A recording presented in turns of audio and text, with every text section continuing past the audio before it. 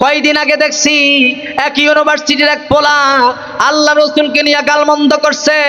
এটা নতুন না, মাঝে মধ্যেই দেখি ইউনিভার্সিটির অনেক জানোয়ার রসুলকে নিয়ে গালিগালাজ করে, অথচ পুলিশ বাবুরা এসে তাদেরকে ধরে, ধইরা জামাই আদর কইরা কিছু টাকা খাইয়া পিছনের দরজা দিয়া ছাইরা দেয়।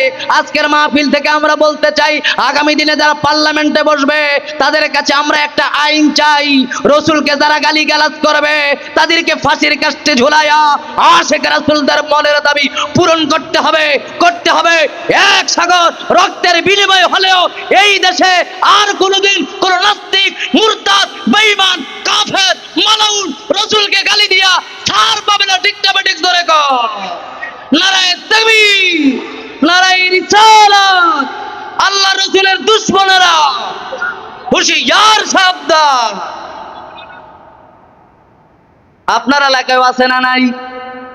কয়দিন আগে বরুড়ায় এক বোফা কি তো কথা কয় না, এতে কাপড় দোষ কিটা দোষ, আল্লাহর ফুটের হুজুরাম না গালি দিলেন, আর হেতের গালি দিতে আল্লাহ কয় হুজুর আছে কুতুল্লিম বাদা যালিকা জানি।